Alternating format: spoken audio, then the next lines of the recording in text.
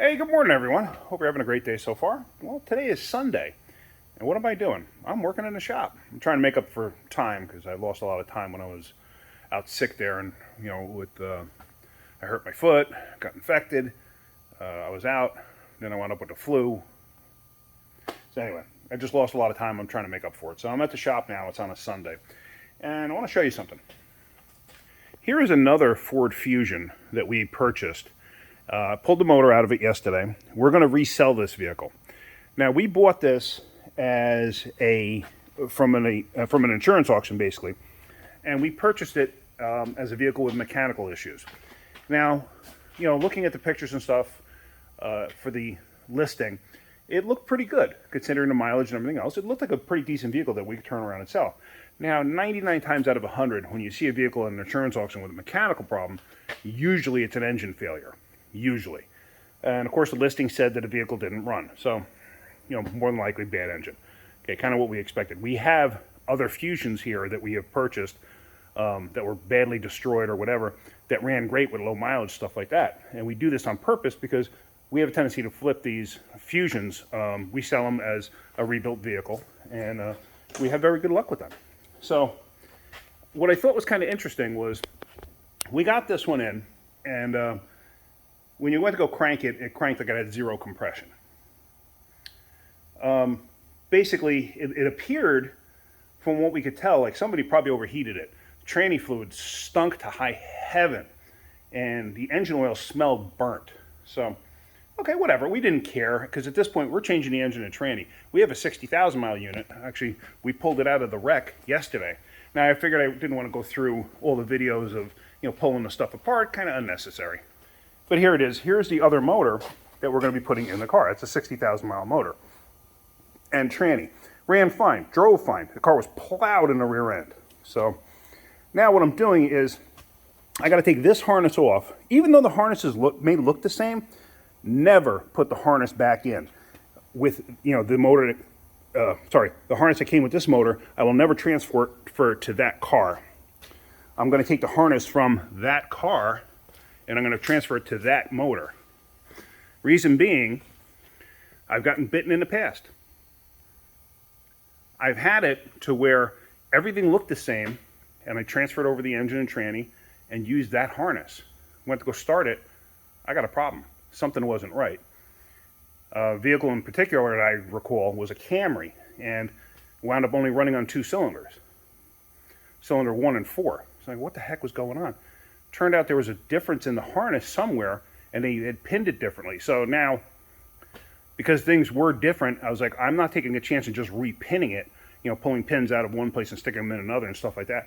I'm going to redo it, because now none of the colors are matched up either. So in case anybody ever had a problem in the future. So now another thing is, when we pulled this car apart, I noticed that the car had been in a minor accident at some point in its life. No big deal. The radiator support was changed. And I noted this on another video where somebody had done a radiator replacement, and they had pulled the whole front apart to change everything, and they never put the mounts together correctly to hold the radiator in place. I found the same thing on this one. Let me show you what I'm talking about. Now here's the whole sub-assembly. This is the radiator support and everything else. There you see the condenser. The condenser's been replaced. And maybe that's all they changed. They may not have changed the radiator. But this, I didn't undo any of this. And see how this is all separating here? And it's together on that side? You can see the mount piece is still bolted in. But this piece is actually sheared off. And the rubber bushing that's supposed to be up inside here is no longer there.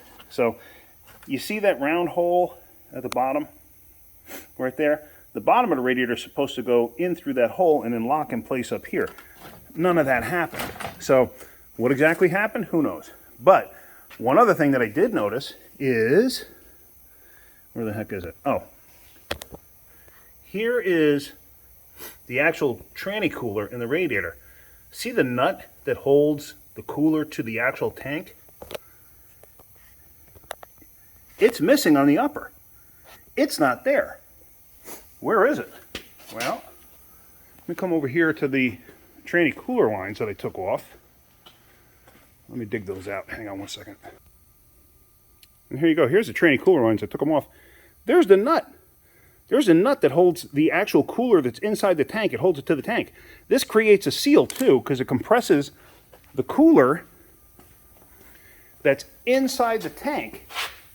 It compresses it and seals it to the actual tank itself. So now, with it not sealed and not fully seated, you can imagine there was no coolant in this thing. When we went to go drain the coolant, if I got a quart out of it, that's a lot. So somebody boiled this thing over and smoked it. So whoever did the repair on this didn't pay attention and didn't do a thorough job checking it out when they were done. Because had they gone and checked it out when they were done, you know, and really gone through it and stuff like that, they would have realized that there was a coolant leak there. And, you know, obviously they didn't, and the thing had a coolant leak and it leaked out, and it overheated the daylights out of it. And I've told you before, the coolant temperature sensor reads coolant. It doesn't read the temperature of the aluminum head or anything like that. So if you have no coolant in there, the temperature gauge could be reading perfectly normal, and you're overheating the daylights out of it. So just food for thought. You know, if you're doing stuff like this, you want to pay attention.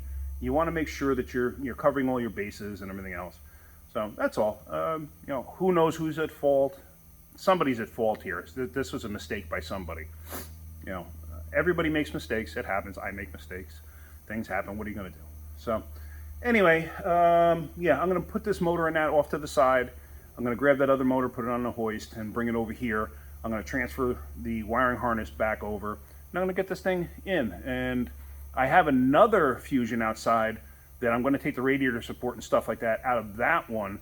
It comes out as an assembly relatively easy, believe it or not, once you get the bumper cover off. So I'm going to take that out of the other vehicle, and I'm going to transfer it over to this vehicle just to make my life easier, because I don't want to have the broken mounts and stuff like that and deal with that. But yeah, so I'm going to go ahead and do that. Maybe I'll show you a quick video on how to take the nose off of the other one. I don't know. We'll see. But yeah, so that's it for now. So if you're getting something out of my videos, hit that like button. If you could, please subscribe. All right, guys, have a great day. Keep wrenching.